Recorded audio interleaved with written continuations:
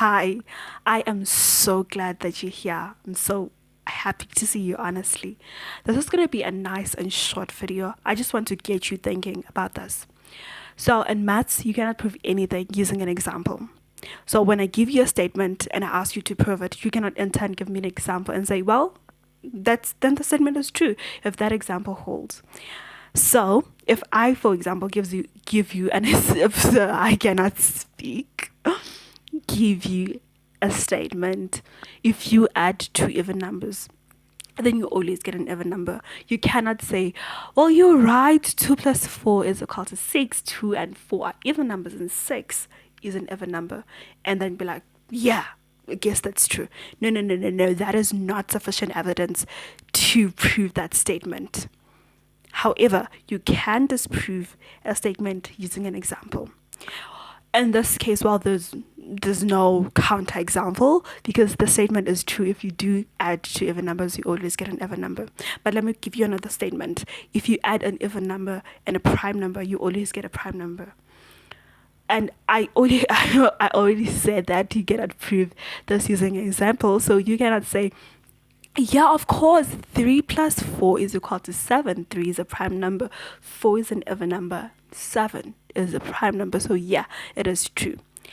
But you can say, well, 3 plus 6 is equal to 9. 3 is a prime number. 6 is an even number.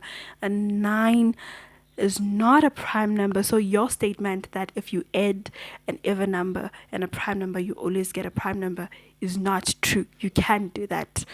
So 3 plus 6 is equal to 9 is a counterexample, and you can use that to disprove the statement. And you have been lying to yourself. You have been proving to yourself that you're a failure using examples. You have been saying, of course I'm a failure. I failed that class. Of course, I lost my job. I spent all my savings. But those are all examples. And you're going to use them to prove that you are a failure. If you want to prove something, you have to go through every single scenario of the thing. So going back to, I hope you're following, going back to my first statement, if you want to prove, since I said the statement is true, if you want to prove that when you add every even number, you get an even number, to prove this, you have to go through every single sum of every even number and prove that you get an even number. You have to say, yeah, 2 plus 4, 2 plus 6, 2 plus 8, until like you get through all the even numbers, right? So in your case, if you want to prove that you are a failure, you cannot just take an example and run with it. You have to go through every single example, like every single scenario, right? So to make this clear, let's set a working definition of failure. Okay, let's say a failure is a person who is unsuccessful at everything that they do. Hey, I just wanted to jump on here and say that a failure is not a person. The reason why I'm using this working definition is because, you're saying that you are a failure, and I want to prove my point that you are not indeed a failure. So that's why I'm using a definition.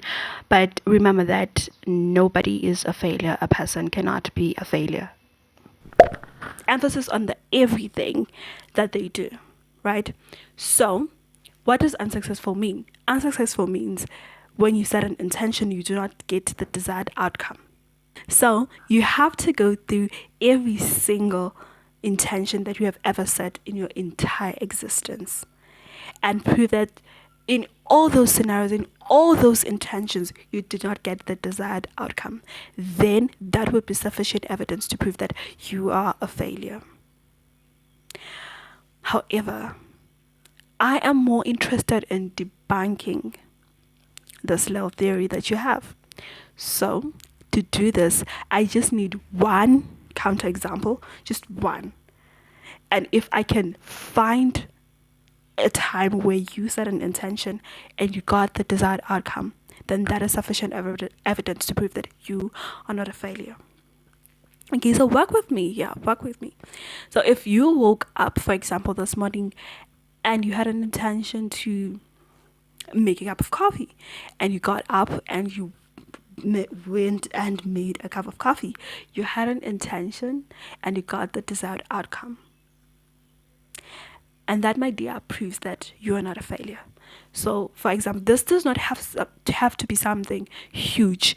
This means every time you said be objective, okay? Don't say that no, it doesn't count. No.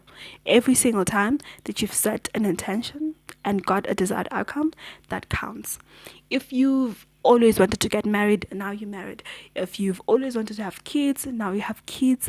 If you've always wanted, even if you did not always want this job, but if at some point you set an intention to get this job and now you have that job, I'm sorry to break it to you, but you're not a failure, right? If you made a to-do list and you ticked off everything or even something in that to-do list, sorry to break it to you, you are not a failure. Just food for thought. I also wrote an article about this, so if you want to check it out, I'll link it in the description below. Thank you so much for spending this time with me. Be kind to yourself. Hold on before you leave. Our cut of the day is you may have failed, but you're not a failure. That's what you did. That's not who you are. Okay, bye.